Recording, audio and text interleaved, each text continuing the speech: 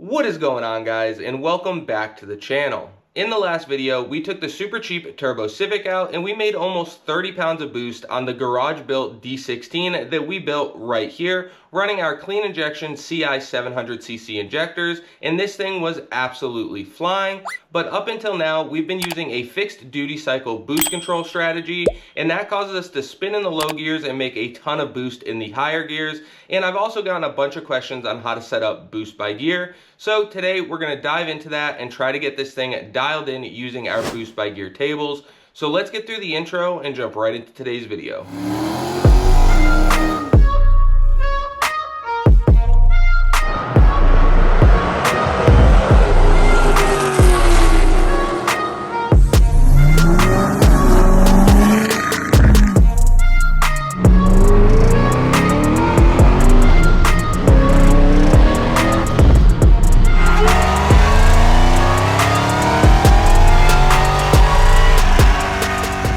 Now that we've gotten through the intro, I want to show you guys a quick clip from last week's video, just in case you missed it, so that you can see exactly what I'm talking about when I say it wants to spin in the low gears and make a ton of boost in the high gears. So let's take a look at that clip.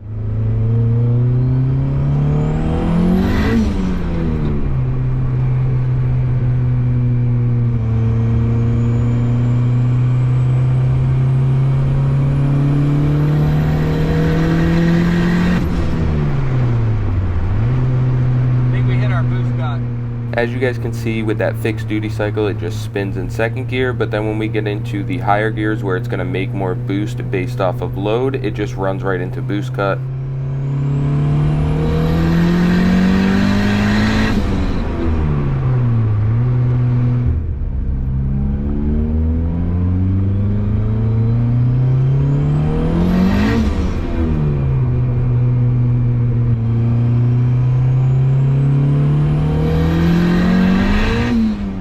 The duty cycle that we needed to run to achieve the boost we wanted in those higher gears with a fixed base strategy would cause it to spin in second gear every time and third gear most of the time.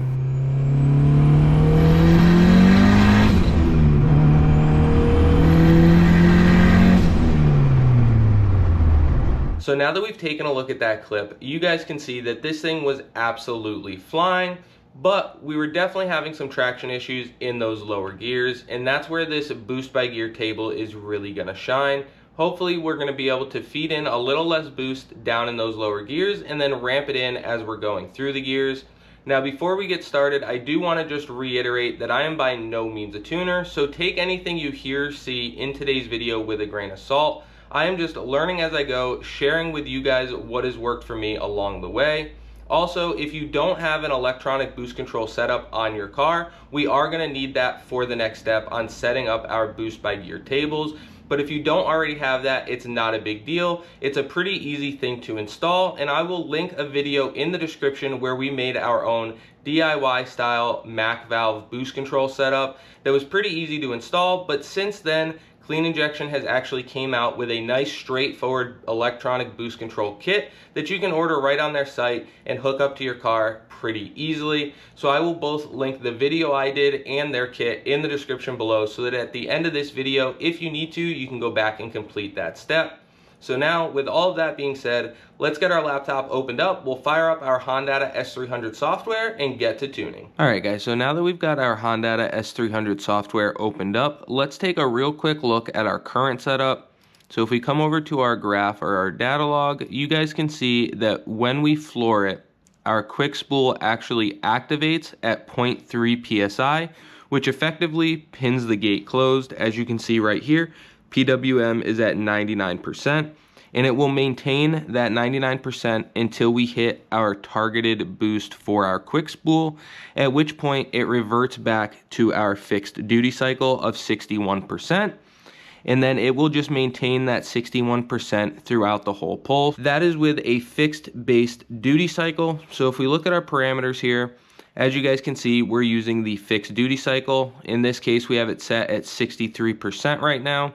And like I said and just showed you, that will just hold that 63% the entire pull. There's no modulation, there's no change. It's just set at what you have it set at.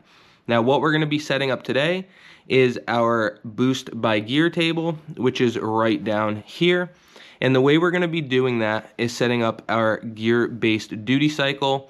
Now there's a couple ways to go about doing this. You can do gear-based target boost, or you can do gear-based duty cycle.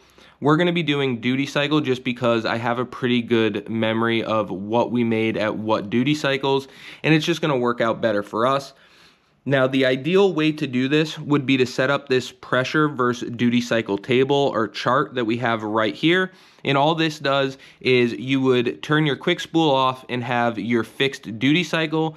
You'd go out, make a pull on wastegate, and then you'd start giving it duty cycle to fill out this table. So you could set it at a certain duty cycle, and then whatever PSI you would fill right there. So whatever it made at 45% duty cycle, we would fill in right there, and then just continue on upping the duty cycle, filling out this chart so that you had a nice little cheat sheet, and then you could utilize that for gear-based target boost on this table. But since I never filled out that table as we've been tuning this thing, we're just gonna go with gear-based duty cycle for today. So now that we've got gear-based duty cycle selected, we are gonna go down here to our table, and effectively we're just gonna be filling out this table across with whatever duty cycle we want for that individual gear. Now if you just want it to be at wastegate pressure, you can just highlight this whole column, do Control J, which will select all of that, and we can go down here to selected value, and we're just gonna enter it at 0, and that will leave it on wastegate pressure in first gear. Then we can come over here and do something similar in second gear and set that at whatever duty cycle we want to see in that gear. So for right this second, I'm going to leave that, and we can come up here to the top of our table. And as you guys can see, it goes 1,000 to 10,000 in 1,000 RPM increments. But this car is never going to be at 10,000 RPM. We're pushing it if we're going up to 7,500, 8,000 RPM. So what we're going to do is change the scaling on this table to give us a little bit more control for what we're trying to do. So all we have to do is double click on that. It will let us highlight it and change it. So what I've decided to do with ours, since we only rev this thing to a very max of 8,000 RPM, I actually have rev limiter at 7,700 just to keep it a little on the safe side. We're going to go ahead and leave column 1, 2, and 3 as they are. So we'll start off at 3,000.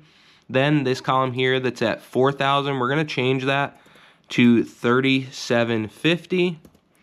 Then we will go over one, and we're going to change the 5,000 column to 4,500. Then we'll change this one to 5,250. Then we'll change this one to 6,000. 6,750, 7,500, and then 8,250. And the reason we're doing that is so that we can taper in the boost if we want, so we don't just have to do a full solid across the board like we did in first gear here. We have 0, so that this is just going to be on gate pressure in first gear because it's going to spin even on gate pressure. So then in second gear, we're going to highlight the whole thing once again. We'll do our Control J, and now we can set this at whatever duty cycle that we want for second gear. So in our case, we know 63% duty cycle makes almost 30 pounds of boost, and we don't want to make anywhere near that. So what I'm going to do is we're going to set this at 45% duty cycle. Then for gear 3, we're going to go Control J. Let's do 55% duty cycle in third gear. Then for fourth gear, we can do 60%. And then in fifth gear, I'm going to knock it back down to 55%. Because in your higher gears, you're naturally going to make more boost on the same duty cycle because of the load on the engine and everything else. So we're going to basically start low, taper up, and then start tapering back down. Now, this isn't going to stay set in stone right now. This is just how we're setting it up to make our very first run. Once we make our run and see where this lands us, we can come back and modify this. And eventually, I might actually start tapering in the boost as we get through the RPM. But we're going to see what works and just chip away at it. So right now, the way we have our table set up is a little bit on the safe side. I've actually got the duty cycles a little lower than I probably will end up with. But I wanted to show you guys how this is going to take effect in our data log, and I don't want to wring the car's neck every single run. So we've got this a little bit on the safer side for now. So one thing I forgot to mention when we were setting up our boost by gear table is quick spool, and for now we're just going to go ahead and zero it out across the chart, just because we don't want that playing a role in what we're making for boost with our given duty cycle right now. Once we make a run, we'll come back and get that fine-tuned. If you guys want to know more about quick spool, I have a full video dedicated to it on the Honda playlist that I cover exactly how it works and how to utilize it. So make sure and go back and check that video out. And we can go ahead, save this, upload it to the car, and we're more or less ready to go make a run.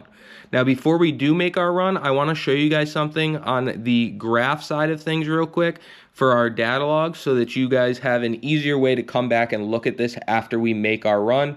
We can set up a log, a template just for our boost by gear setup, so it's nice and easy for us to see exactly what's happening. Now that we've got our data log graph opened up, it's very easy to go through and make a custom template. So you simply just click anywhere in the graph, then right click and select define template. Once you get into that menu, you can go through and choose anything you want to display.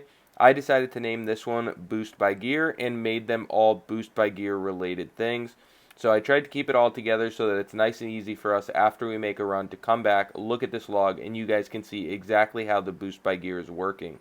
So I'll put a screen grab up so that you guys can see it a little bit clearer, but you can go ahead and customize this on however will work best for you. That's going to be nice and handy once we go out and make a run with our new boost by gear table setup. So let's get this flash to the car. It is freezing out, so we're gonna have to let that thing warm up for a little while, and then we will go take it for a run and see how our boost by gear table works. So real quick before we fire this thing up, I wanna show you guys how our boost control is set up. If you wanna know how we wired it and plumbed it, you can go back and check out that video that I had already mentioned. I will link it in the description below. But a super quick, brief rundown is we have a wastegate mounted under our turbo on our exhaust manifold. You can't really see it because we run a top mount turbo. But going to that wastegate, we're gonna have two lines. So our bottom line is this one right here that goes from our charge pipe directly to the bottom of that wastegate. And then the second line would be this one right here coming from our boost control.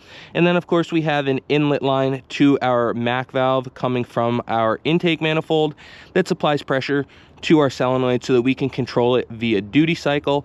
Now the quick rundown on how this works is we've got our top line, which is going to be forcing down on that diaphragm along with spring pressure. Then you've got your bottom line, which is going to be trying to force that up.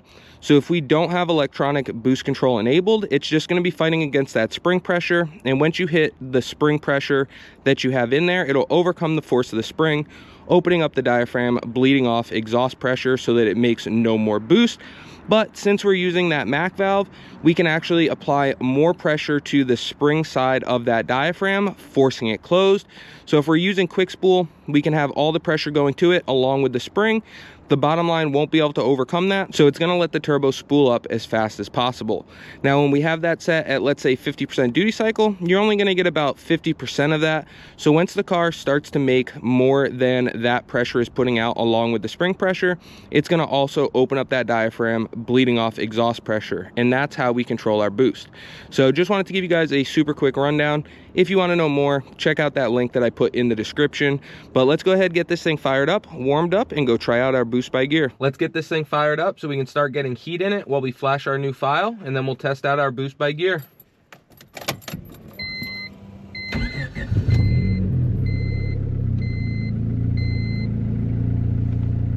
All right, I'm gonna let this thing warm up for a bit while we flash this file, and then we'll go try it. We've let this thing warm up quite a bit, so let's go try our boost by gear.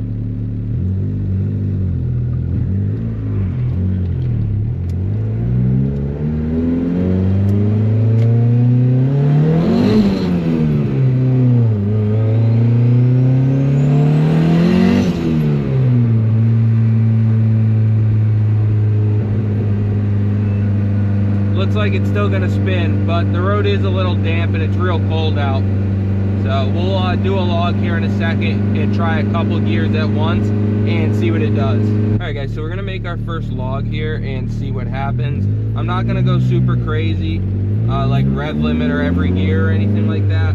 I just wanna see from second gear on if we're even in the ballpark of what I want.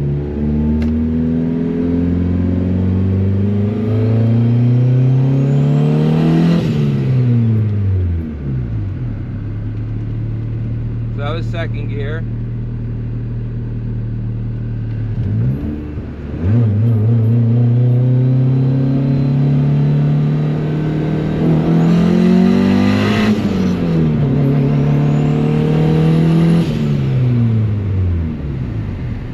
Got a little bit into third gear there.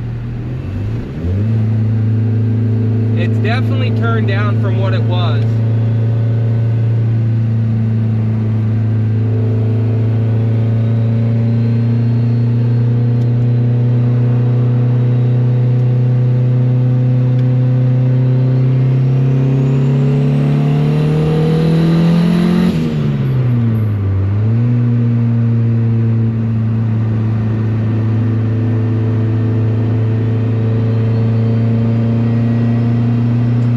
That was third, so we'll be able to at least look at the log and see what it wants to make in third. I want to try to get a fourth here too, but my private course is kind of a pain.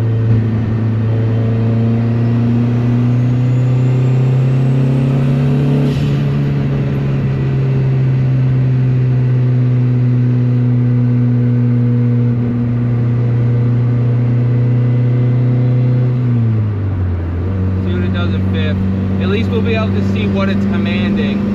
So that's floored in fifth. At least we'll be able to go and look and see if it's commanding the duty cycle that we want.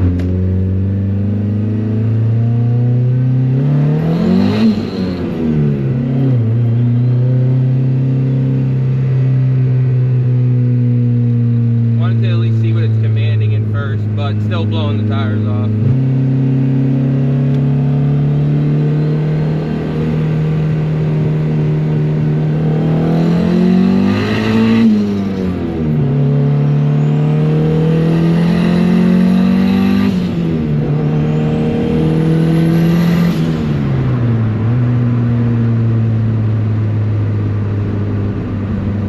So we got something there. So we can at least go look at this log, see what it was commanding, and then when there's less people on our track, we'll go ahead and try it again. Be a couple seconds for you guys, probably tomorrow for me. So now that we're back at the house, let's take a quick look at this log. So the whole point of this log was not to bang it off rev limiter in all 5 gears and see what it would do. The point was just to do a simple functions test, and that's exactly what we did. So as we can see over here, starting on the left, we've got our gear indicator right there. So we're in first gear. Then right below that, we have PWM, which is pulse width modulation. I'm just going to refer to that as duty cycle. That will be the commanded duty cycle that we're targeting at a given time. So as we can see, starting over here on the left, we're in first gear. I floored it right here. This thing absolutely spun, even with it commanding 0% duty cycle, just like we had it set up for. So it does seem like it is working, but even though we spun, we made it to 6,500 RPM and just under 7 pounds of boost. I think it would make a little bit more if it was hooked up and if we didn't just spin to the rev limiter. So then we carried it on to second gear. And as you guys can see, we have to come all the way over here. But in second gear, it was calling for 43% duty cycle. So if you guys remember, we were commanding 45. That's just Hondata stuff. Sometimes it actually shows a percent or two less, but that is exactly what we were asking for. So 45% duty cycle in second gear, just like we had our boost by gear set up for. So as we can see, we carried out second gear a little bit. It definitely spun in second once again, but at 6,700, we were at just about 10 PSI. I think if second gear was hooked up and it didn't spin, it would probably make closer to 12 or 13 PSI. And then we shifted to third gear. Once again, boost control is right where we wanted it, 55% duty cycle on the boost controller. We ran that one out a little bit. It didn't seem to be spinning as bad in third, and it looks like it made just about 17.5 psi, but I did shift it all the way down at under 6,000 RPM. So I think if we ran that out a little bit more at 55% duty cycle, I think we'd see closer to 18 or 19 psi, but either way, boost by gear is doing exactly what we asked for. So 55% duty cycle in third gear. And then as we carried on to fourth gear, I got in it once again. And it looks like we were getting exactly what we asked for, 60% duty cycle. And we carried that out for a little while, once again shifting very early at about 5,300 RPM, where it made just under 20 PSI. Once again, I think if I was able to stay in it a little bit more, we'd be closer to 22, 23 PSI, maybe even a little bit more. But once again, exactly what we had our boost by gear set up for. So 60% duty cycle in fourth gear. And then I wanted to check and just to verify, so we threw it in fifth gear and I just got in it for a second. Weren't able to make any boost, but we did get our 55% duty cycle, just like we were commanding. So everything seems to be working perfectly with our boost by gear, just like we had it set up for. So I'm super happy to see that. That means that this thing is ready for us to make some more runs and get it more dialed in. But I am going to wait till tomorrow morning so that we have a little bit more light so you guys can see better, and hopefully our private track will dry up a little bit more. So it'll be just a couple seconds for you guys, but for me, it'll be tomorrow morning. So let's get this thing fired back up and go make another run. All right, guys, so just like that, it is the next day, and we're going to make a couple quick little changes to our setup here. So as you guys seen last night, our boost by gear is doing exactly what it's designed to do and exactly what we're telling it to do. So we're going to go ahead and try to utilize that to our advantage. As you guys seen, first gear obviously still spins, and we were still spinning in second gear. So I'm going to drop second gear from 45% duty cycle down to an even 40. And then third gear, we're going to leave at 55. Fourth gear, we're going to leave at 60. And fifth gear, we will also leave at 55.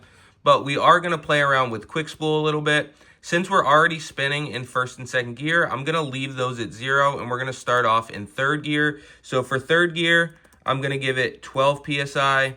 For fourth gear, we're going to go 15 PSI. And for fifth gear, I'm going to go 14 PSI. So this is just a guess based off of our data log that showed us about what it's going to make in each gear, and that should help us get there a little bit quicker in those higher gears where the engine wants to bog a little bit more.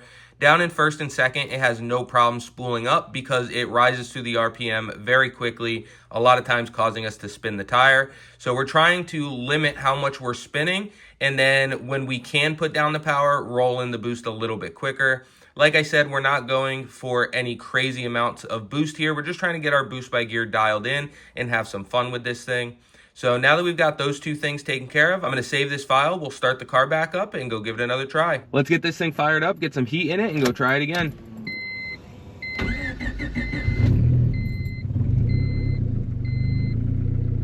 While this thing's warming up, I'm going to clean the windshield real quick for you guys, and then we'll go take it for a rip.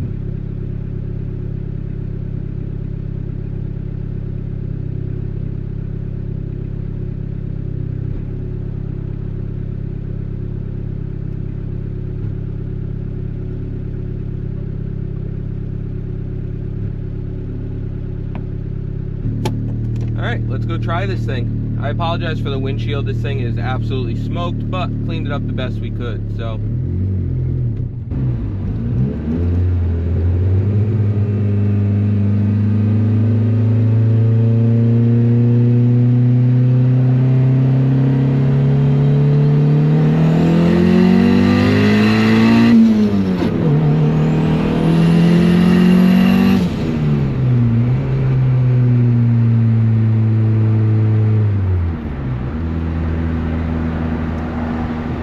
Definitely did what we wanted it to there. Second gear, it actually hooked up this time, which I'm really surprised about. It is a little bit warmer out today, so I'm sure that's probably helping us a little bit.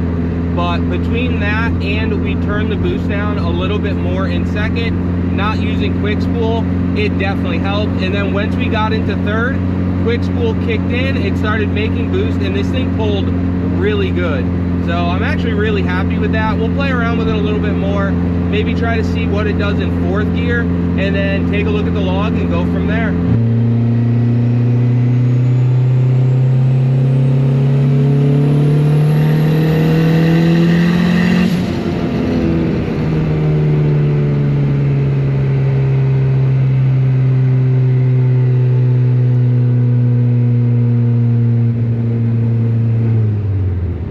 as you guys seen, fourth gear rolled in really nicely actually. As soon as it got into boost, this thing started taking off. Quick spool definitely helped with that. As soon as we got to that activation PSI, you could feel the boost roll right in. At the end of the day, it is a single cam. We do have a comp 59300 camshaft in it. We hand ported the head ourselves, but at the end of the day, it's still an Eagle Rod Vitara piston build, so very low compression, so it's a little bit laggy down low, but once it gets into boost, this thing absolutely rips.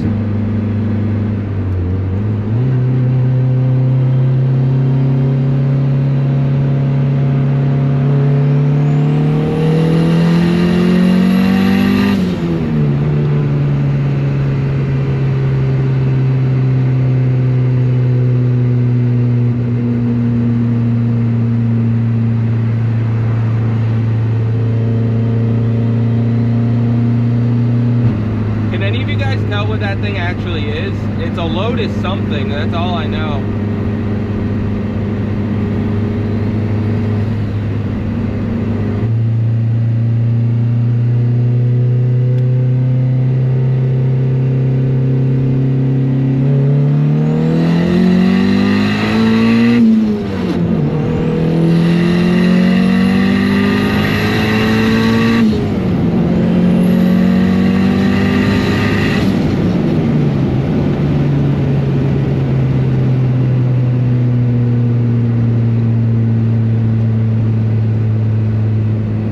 I'd say it's definitely working. You can feel the difference in each gear. It actually felt really, really good. Didn't spin second. Once we grinded our way into third, started making some more boost, making some more power, and pulled really strong. And then I went to fourth for just a second, and you could tell that the boost was right there. So between utilizing quick spool and being able to use the boost by gear, it's not just spinning now. Because what would happen before is once I would start spinning in second, when I would try to shift quick-ish into third, as quick as I can with it grinding, it would continue to spin into third. But now that we've got second gear under control and it's turned down more, once we go into third, it's already hooked up and it just starts making boost and pulling really, really hard. So let's go back, take a look at this log, and we'll go from there.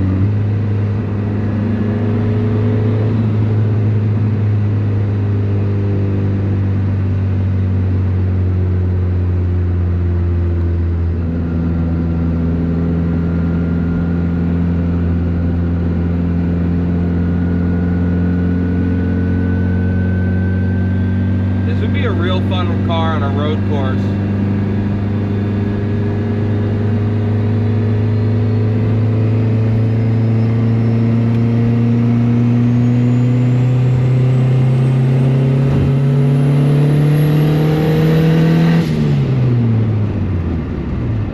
I kind of want to see what it's doing when I get into it in fourth and why it's so boggy, so we can take a log real quick of it.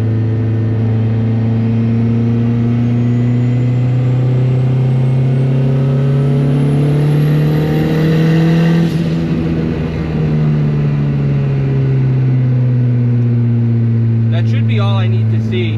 You can see how it's real boggy when I just jump into it in fourth. If I go third to fourth, it pulls phenomenal. But if I'm in fourth and I go to roll into it, it's kind of real lazy. And like I said, I don't know if it's just because of how low the compression is with our Eagle rods and Vitara piston setup and with this camshaft, or if there's something in the tuning that I can change to help it. So I wanted to get a quick little log there so we can see how long it's actually taking to get into boost and why it feels so lazy. So let's go back to the house, mainly look at our quick spool and our boost by gear log, and we'll go from there. All right, let's take a look at this log and see how it did. All right, guys, so now that we're back at the house, let's go ahead and take a quick look at this log. So the one I have opened up here is our second, third, and fourth gear run.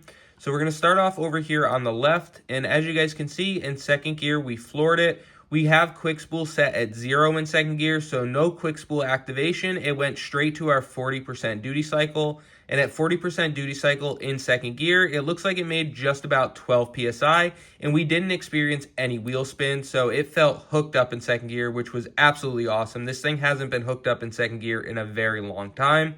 So after we made it through second, we shifted up to third gear. And in third gear, we do have some quick spool activation. But once we hit our target, quick spool dumped out of it, and we ended up at our 55% duty cycle that we were commanding. And at 55% duty cycle, at about 6,700 RPM out here, it looks like we were making just about 20 PSI, which was absolutely perfect because since it didn't spin in second, third gear stayed hooked up as well. So this thing felt very controllable, but very quick. And then once we made it through third gear, we shifted up to fourth gear. And in fourth gear, we also have quick spool activated. So it hit quick spool. Once we hit our target, it dropped down to the 60% duty cycle that we were commanding. And at 60% duty cycle, out at about 6,200, it looks like we were making just about 26 pounds of boost. So very happy with how this thing's set up for daily driving and for what I'm going to be doing with the car for the next little bit here in the winter. I think this is going to be absolutely perfect. This thing was freaking flying set up like this, and it wasn't all crazy, spinning the tires, hitting the two-step out of control. It just stayed hooked up and absolutely flied. Now, I would like to get a high boost switch wired into the Hondata S300 ECU so that we can switch between this map as our low map and then have something that dumps maybe 30 to 32 PSI in the higher gears and then spice up second just a little bit more. But lucky enough, Clean Injection does make some very nice engraved switches. So I think I'm going to reach out to them guys, see if they can't hook us up with one of those high boost switches. It'd be really nice to be able to switch between a high boost map and a low boost map. So we'll have to see what they say. But once we get this thing on E85, it'd be really nice to have that high boost, low boost map. So as you guys seen, our boost by gear is pretty well lined out. It was actually not that bad. It only took us a couple tries to get this thing figured out. The only thing left that I might mess around with a little bit is the quick spool itself. But other than that, I'm super happy with it for a low boost map. Now, like I mentioned earlier in the video, I do think I'm going to pick up one of those Clean Injection laser engraved lit up switches. This way we can get it wired into our Hondata S300 ECU and go from a low boost to a high boost map at the push of a button. Now, if you guys need one of their electronic boost control kits, make sure to go and check them out and let them know that Bought to Build sent you. And while you're there, check out their lineup of injectors. But as always, I appreciate you guys for checking out the channel. Don't forget to like, comment, subscribe, ring that bell, and check us out on all of our other social media platforms. Facebook, TikTok, and Bought to Build Official on Instagram. And we will catch you on the next one.